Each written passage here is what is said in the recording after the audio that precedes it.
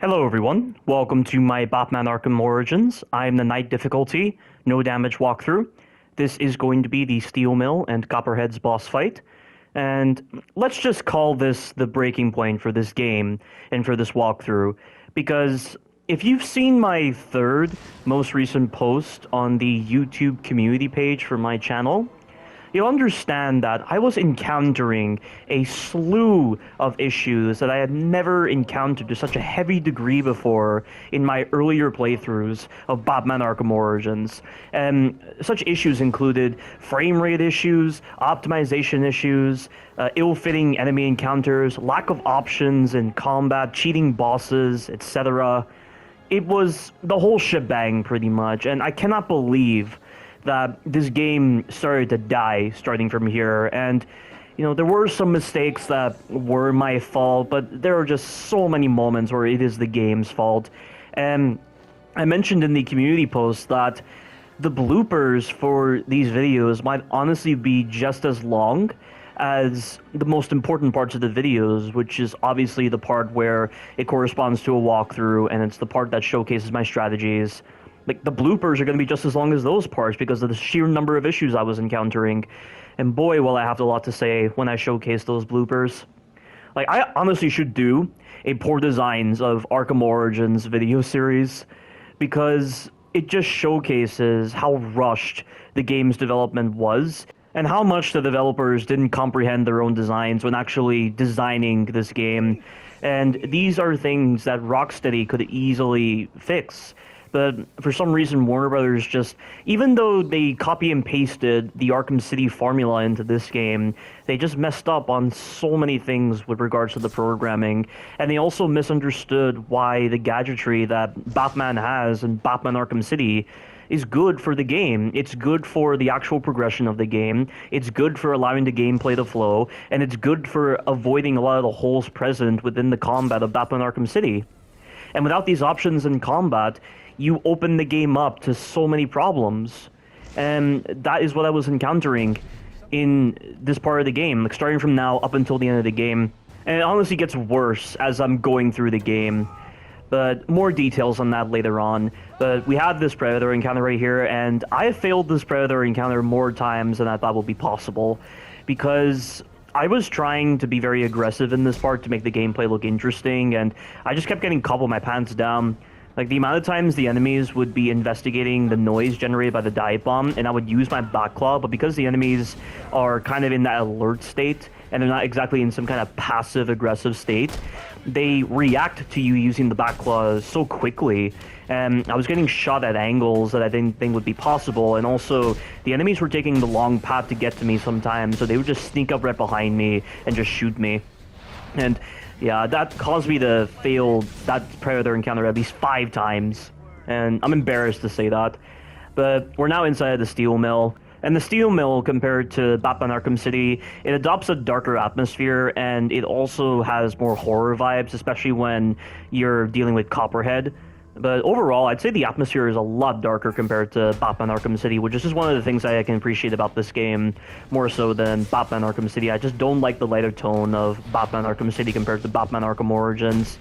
And it's all happening on Christmas as well, and when you pair such a happy iconography with very dark iconography, it gives the horror a new meaning. It's almost like in Resident Evil Village in the first Lycan encounter when you're dealing with their ambush.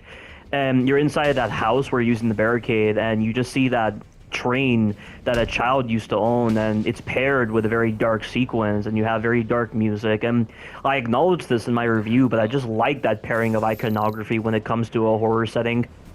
But not focusing on that, we now have some gameplay, and this combat encounter had problems. I do showcase a couple of issues I had with this combat encounter in the blooper section, and also that right there. Remember how I mentioned in the previous video that I was looking to experiment with the explosive gel on the armored guys, because that's really the only option I have at my disposal for dealing with armored guys? Well, I figured out that you can just initiate the beatdown, but instead of continuing it, you try to do the quickfire explosive gel in order to place the explosive gel on the ground, and then you detonate it, and then that will allow you to knock over the armored guy. And that right there, I lost my combo. Look at that bullshit. I mean, you have no control over which enemy Batman prioritizes, and if he prioritizes an armored guy, you're going to lose your combo. And yet, he can prioritize a martial artist, they will block your Batarang, or you'll hit a shield guy and they'll block your Batarang, and it doesn't kill your combo. So what have they done with the programming on the armored guys that causes them to kill your combo whenever you use your Batarang on them? It's so cheap. And this is a point I'm definitely going to address right here. You'll notice that with the combat on this game, I use the multi-ground takedown a lot. And a part of it is due to me wanting to speed up the encounters to avoid a lot of RNG with Batman's animations, but also because of the problems with the combat and the lack of options at my disposal, and also with the armored guys just killing my combo, or with other ways the game just kills your combo for no reason. And it's just, there's so many broken designs and like very little options at your disposal for dealing with the enemies that it's just better to get rid of them and not drag out the scenarios. And this is something that I think is an important lesson that a lot of developers need to learn. Batman Arkham Knight has the multi-ground takedown, but there isn't a lot of incentive to just spam the multi-ground takedown because the combat on that game is so fleshed out. And because of how fleshed out it is, because of how much you want to make Batman look incredibly flashy in the animations, because of how much you want to diversify the combat, you therefore don't find a lot of incentive to put the multi-ground takedown. You know, a lot of people would say, oh, just remove it from the game. But that's not a good option, because the multi-ground takedown can be used to balance out certain encounters. It can be used to speed up certain encounters that are taking way too long. Like, the best solution to integrate the multi-ground takedown while also encouraging the player not to use it is to make your combat very fleshed out. And this was something also afforded by Batman Arkham City to a certain extent. But, you know, there were certain situations in Batman Arkham City where the combat definitely fell apart, like, for instance, the fake Joker fight. That's the worst fight in Batman Arkham City by far, because the combat falls apart, Batman prioritizes the wrong guy, there are some weird issues with hitboxes, there's a lot of anti-free-flow elements put into that fight that just break the combat, and I just don't understand why Rocksteady needs to shoot themselves in the foot when trying to design these kind of encounters. Like, why do they have to make their combat system seem broken by designing these anti-free flow elements? It makes no sense at all. Oh, and also we have this Predator encounter right here. That right there, I use the remote claw on the propane tank to launch it towards the armored guy, but sometimes it doesn't incapacitate him. I had one instance where this happens. And also, this sniper right here, don't try to prioritize this guy first, because the armored sniper can just spot you for no reason, because his animation of setting up his aiming, it causes him to look directly ahead of him rather than down below, because the game has trouble putting him into his default position, and he just spots you out of the blue, and I got shot twice because of this, and I've included one of them in the bloopers. But this is me trying to be experimental with dive bombing. I wanted to try something very different to Batman Arkham Videos' strategy, but also add my own flavor to it. And a lot of the times it was failing, and I also wanted to make sure that the Predator encounters weren't taking so long to do, because these Predator encounters feel great when you're just speeding them up, when you're just dragging out the scenarios for so long. It really makes Batman feel kind of incompetent when dealing with the enemies, and I don't want that at all. But I used the smoke pellet on these guys after I used the dive bomb in order to eliminate them. Oh, and also, something I actually found out about the GCPD armored guys, you know how I mentioned that you can do the knockdown smash against them, and you can do the knockdown smash against the other armored guys from the different factions? Well, it turns out the reason why it works is because you have the ability to do silent takedowns against the GCPD armored guys. Those are the only armored guys in this game that allow you to do silent takedowns against them, so I'm guessing at some point in development, the armored guys weren't actually a thing for the GCPD. Originally, the GCPD was not going to have any enemies with body armor, but they just kind of added it as a last-minute addition. And because of this, they didn't refine the systems properly. Although, in all honesty, I just like the way the armored guys are for the GCPD compared to the other armored guys. I just think it makes a lot of sense for the knockdown smash to knock out the armored guys. I mean, it's a loud takedown, but it doesn't just apply to the knockdown smash. You can just do a general silent takedown against the GCPD armored guys, and that's very surprising. But it was an interesting discovery when I was replaying this game after doing this walkthrough. Oh, and also, Copperhead has poisoned Batman, and Batman is demonstrating his resilience to poisons, because if this was any other guy, he would be dead, but Batman has, of course, reached the peak of physical conditioning, so he's able to resist Copperhead's poison for long enough to actually survive until the antidote is dropped. And can I just say, how is it that Alfred is able to manufacture an antidote so quickly? Like, why is it that Batman hasn't bothered sharing this technology with other hospitals? Imagine how many cures he'd be making. Imagine if he'd be able to cure cancer with this kind of technology that Alfred has. And also, I don't get this as well. So while you're busy going through this hallucination moment, you're seeing all these fake characters calling Batman a fake hero, and that he's no hero, he's just a threat. But why is this showing up? It would almost imply that Batman lets such thoughts cross his mind when he doesn't seem to acknowledge it at any point in the game. Like he's always like standing up for himself, he's resting on his laurels, and he doesn't let such thoughts cross his mind. Yet why is this actually happening? I don't get that.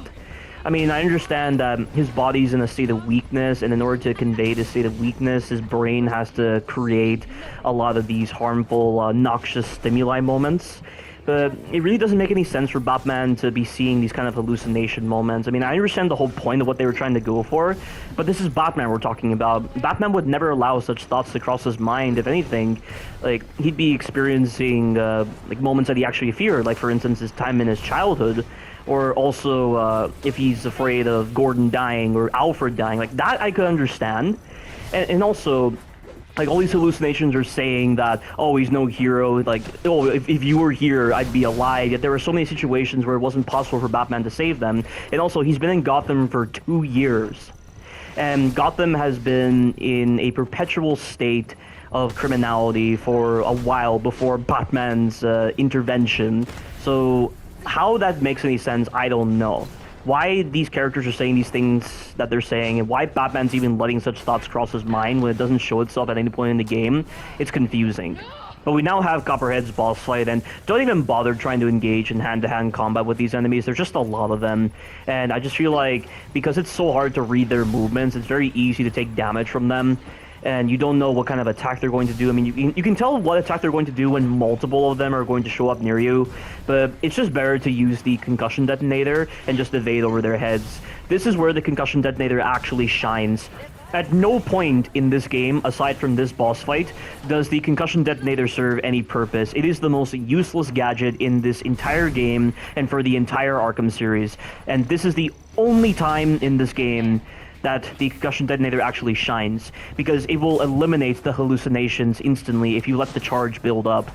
And its blast radius, it varies. I don't know what dictates the blast radius on the concussion detonator, because even when I let the charge build up, sometimes the blast radius isn't much, but I'm guessing it has to do with where it lands or something. I don't know, because I feel like the blast radius is wider when it lands on the ground.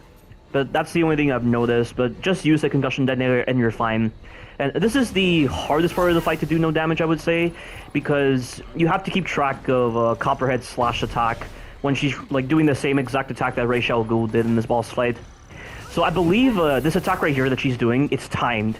So you need to count down in your head the time it takes for her to start that attack. I mean, you can also take out like 2 of these hallucinations and then prepare for this attack right here. But that right there, you know, I was a little slow just then, so that's why she was attacking me while the 2 hallucinations were up.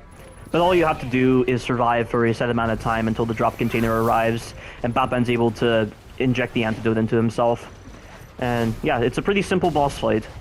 But, you know, after going through this breaking point for the walkthrough, I just need to reevaluate a lot of my positions on the bosses, because I originally said that the bosses in Batman Arkham Origins were some of the best in the series, but after going through this trial by fire and just really going through the hell of this game and in its broken state, I definitely think a lot of the bosses on this game needed work, and they aren't the best. And really, the only good boss fight on this game, I would say, is the TN1 Bane boss fight, because at least there's consistency, and you're not getting betrayed by the mechanics. That's the only boss fight that works, but every other boss has problems, I would say. But we've just dealt with Copperhead. Also, there's a glitch that can happen where if you run out of that area before knocking out Copperhead, a lot of the assets of the game aren't loaded properly. And I had this happen in one occurrence, and I think what happened was Copperhead wasn't actually showing up, and so I was just wondering what I was supposed to do, so I just went out of the room. A lot of the assets I had loaded, and then when I went back into the room where Copperhead was, she spawned in, and I was able to trigger the cutscene, but the game still looked like shit. It was very odd. But that's the end of this part of the walkthrough, and here are some bloopers. So this right here, Batman for some reason doesn't evade over the gun guy. He prioritizes the guy right behind him, and he's therefore not able to stop this guy from shooting. That is bullshit. And then this right here is a great demonstration of why the aerial attack is bad in this game, because there's an additional animation where Batman tries to do some kind of ground finish, and he's stuck in the entire animation. You cannot cancel it, and he just does it randomly whenever you do the directed aerial attack. And then that right there is a great demonstration of the lack of options at my disposal for dealing with the enemies. And then this guy right here, he's reloading his gun while I'm in this animation for whatever reason, and he's able to get a cheap hit on me, which is bullshit.